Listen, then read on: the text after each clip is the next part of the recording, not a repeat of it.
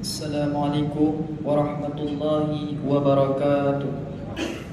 Alhamdulillah, alhamdulillahi rabbil alamin. Wassalatu wassalamu ala asyrafil anbiya'i wal mursalin wa ala alihi wa sahbihi ajma'in. Allahumma salli ala sayyidina Muhammadin wa ala alihi wa sahbihi ajma'in. Ayyuhan nas, ittaqullaha haqqa tuqatih wa la tamutunna illa wa antum muslimun. Wa qala Allah ta'ala fil Qur'anil Karim, a'udzu billahi minasy syaithanir rajim. Bismillahirrahmanirrahim. Al-Qari'ah, Mal-Qari'ah, wa ma adraka mal-Qari'ah. Yawma yakunun nasu kal-farashil mabsus, wa takunul jibalu kal-'ahdil manfush. Fa amma man saqulat mawazinuhu fahuwa fi 'ishatin radiyah, wa amma man khafat mawazinuhu fa ummuhu hawiyah, wa ma adraka ma hiya narun hamiyah. Sadaqallahul azim.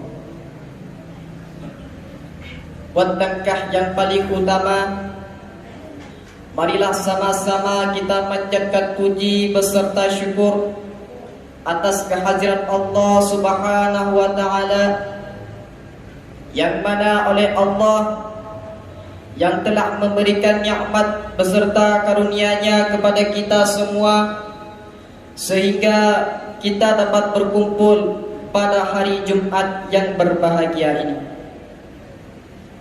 Dan salawat mengiringkan salam tidak bosan-bosannya selalu kita sanjung sajikan kepada kepangkuan alam, yaitu baginda Nabi besar Muhammad sallallahu alaihi wasallam, yaitu seorang nabi yang telah berhasil merubah pola pikir manusia dari pola pikir jahiliyah kafir Quraisy yang pada waktu itu menyembah berhala, menyembah api, kepada alat Islamiyah yang tahu bertauhid, bermunajah kepada Allah Subhanahu wa ta'ala.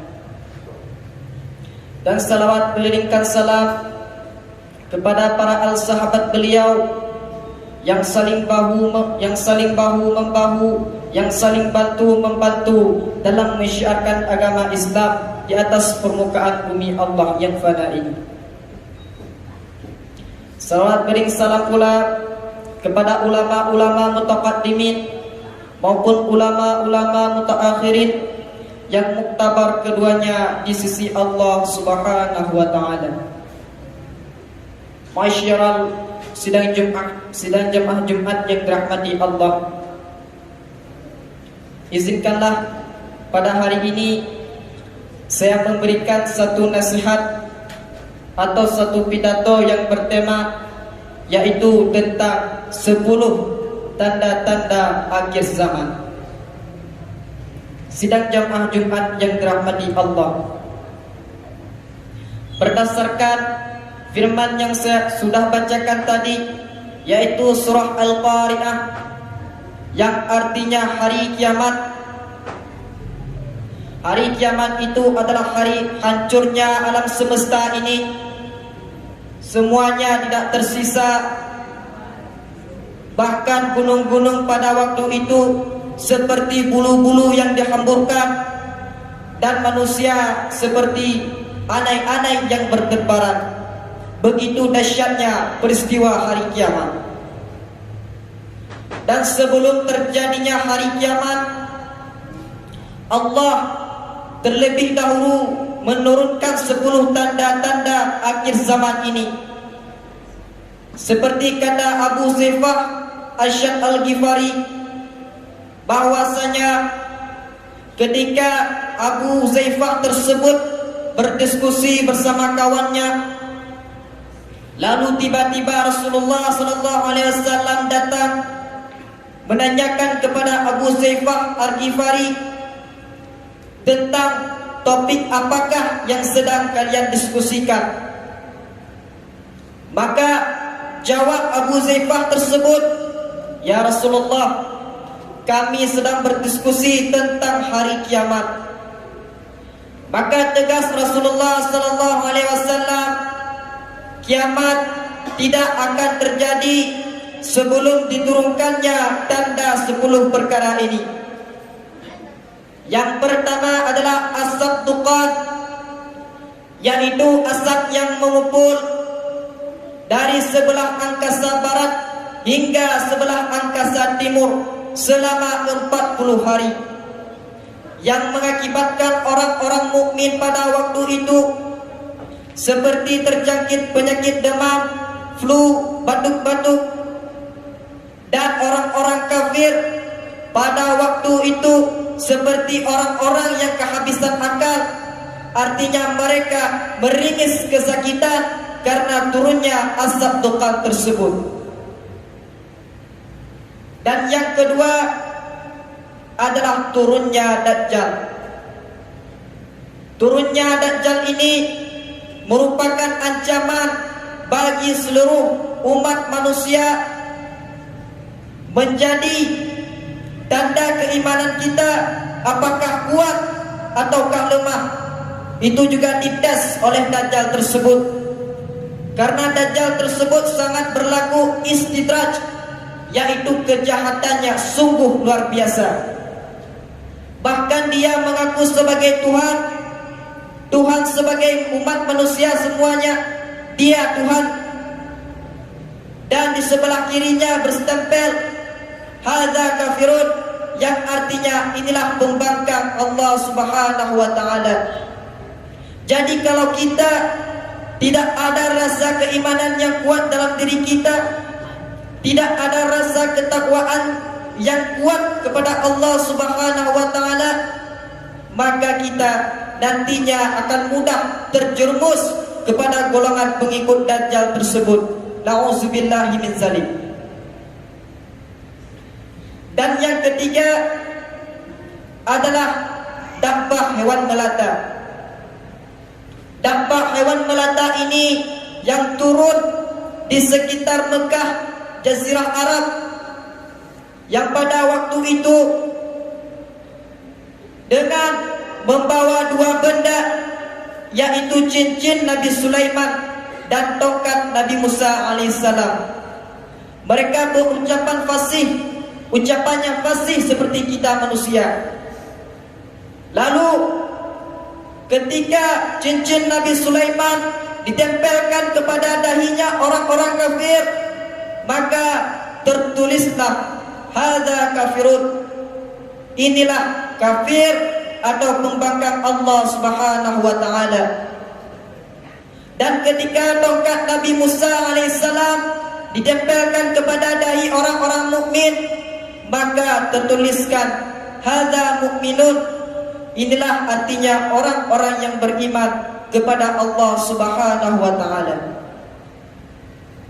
Dan tanda selanjutnya adalah keluarnya matahari dari sebelah barat. Yang biasanya kita lihat matahari keluar dari sebelah timur, tapi waktu mau terjadinya hari kiamat nanti, matahari tersebut akan keluar daripada arah barat dan terbenam ke sebelah timur.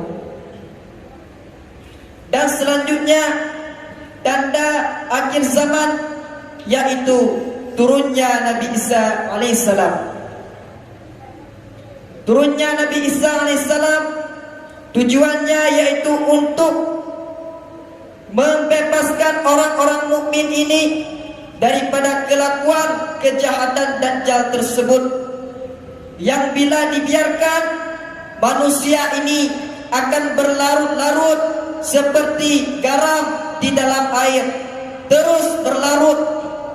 Maka diutuskan oleh Allah Subhanahu wa taala di akhir zaman nanti, yaitu Nabi Isa alaihissalam, untuk menumpas kejahatan Dajjal tersebut dan membawa syariat seperti yang dibawa oleh Nabi Muhammad sallallahu alaihi wasallam.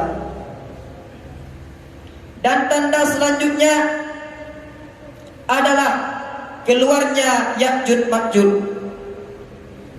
Ya'juj Ma'juj ini sekarang sedang berdomisili di suatu tempat, yaitu di benteng proyek Ustadz atau Tunku Iskandar Zulkarnain, yang pada waktu itu nanti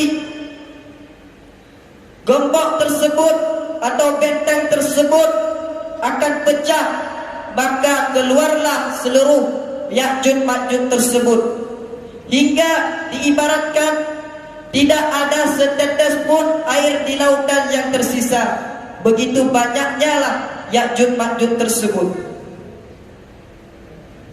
Dan tanda selanjutnya adalah terjadinya gerhana matahari sebelah barat, gerhana matahari sebelah timur, dan gerhana matahari di sekitar Jazirah Arab. Itu merupakan tanda-tanda akan dekatnya semakin hari kiamat. Ibaratkan rumah, pintunya sudah terbuka, tinggal kita masuk saja. Begitulah dekatnya sudah terjadi hari kiamat. Dan tanda yang terakhir ini adalah keluarnya api dari negeri Yaman yang sanggup menghimpun umat manusia ke tempat perhimpunan, yaitu padang mahsyar. Ma'asyiral muslimin, sidang jamaah Jumat yang dirahmati Allah. Dan selesai tanda-tanda ke-10 tersebut, maka barulah Allah Subhanahu wa ta'ala memerintahkan malaikat Israfil untuk meniup sangkakala untuk pertama kalinya. Maka tiuplah malaikat Israfil dengan tiupan yang pertama. Tiupan pertama itu yaitu untuk mengagetkan semua manusia. Bahkan pada waktu itu, ketika ibu-ibu yang masih hamil, kandungannya gugur, ketika ibu-ibu sedang menggendong bayi, bayinya dilepaskan begitu saja, pada waktu itu tidak ada lagi rasa kasih sayang antara seorang anak ke ibu dan ibu kepada anak. Itu menjelang tanda-tanda akan akhir zamannya nanti. Dan tiupan untuk yang kedua kalinya, yaitu untuk memusnahkan seluruh makhluk hidup di bumi ini maupun di langit, semuanya akan binasa. Tiupan yang kedua. Lalu selesai tersebut, barulah malakul maut kembali kepada Allah Subhanahu wa ta'ala. Ya Allah, wahai ya Allah, tinggal kami berdua saja, yaitu saya dengan malaikat Israfil peniup sangkakala. Maka sewaktu itu malaikat Israfil tersebut dicabut juga nyawanya oleh malakul maut tersebut. Dan setelah itu barulah Allah bertanya lagi kepada malakul maut, wahai malakul maut, siapa saja yang masih tersisa makhluk hidup di bumi ini? Maka jawab malakul maut, cuma saya ya Allah, hamba yang hina ini, yang zaif ini. Maka firman Allah Subhanahu wa ta'ala dalam Al-Quran yang artinya bahwa sesungguhnya setiap manusia atau setiap makhluk itu akan merasakan yang namanya mati. Maka seketika mendengar firman Allah tersebut, barulah malaikat maut tersebut pergi ke suatu tempat di antara surga dan neraka. Barulah malakul maut tersebut menarik nyawanya sendiri. Bahkan pada waktu itu, jikalau masih ada makhluk hidup di bumi ini, pasti juga akan binasa, karena jeritan malakul maut tersebut sangat dahsyat. Hingga dia berkata, jikalau aku tahu bagaimana sakitnya sakratul maut ini, tidak akan aku cabut ruh orang-orang mukmin dengan halus dan lembut, dan tidak aku cabut nyawa orang-orang kafir tersebut dengan sangat keras. Masyarakat muslimin sidang jamaah Jumat yang dirahmati Allah, maka kesimpulan daripada pidato saya mengajak semua masyarakat, terutama saya sendiri, yaitu lebih meningkatkan keimanan kita kepada Allah, ketakwaan kita kepada Allah sebelum turunnya 10 perkara tanda-tanda kiamat. Semasih pintu taubat kita masih terbuka, maka berlomba-lombalah kita dalam beribadah. Jangan sampai nanti nasi sudah jadi bubur, yaitu kita sudah tidak berbuat apa-apa lagi.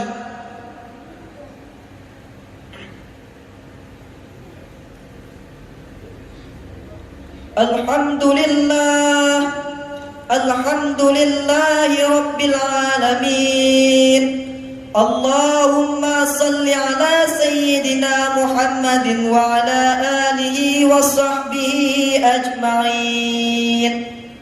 Ayyuhan nas, ittaqullah haqqa tuqatih wa la tamutunna illa wa antum muslimun. Faqala Allah ta'ala fil Qur'anil Karim, a'udzu billahi minasy syaithanir rajim. Bismillahirrahmanirrahim. Qul huwallahu ahad, Allahus samad, lam yalid wa lam yulad wa lam yakul lahu kufuwan ahad. Barakallahu li wa lakum fil Qur'anil Karim wa nafa'ni wa iyyakum bima fihi wa zikril hakim wa taqabbala minni wa minkum tilawatahu innahu huwa ghafurur rahim.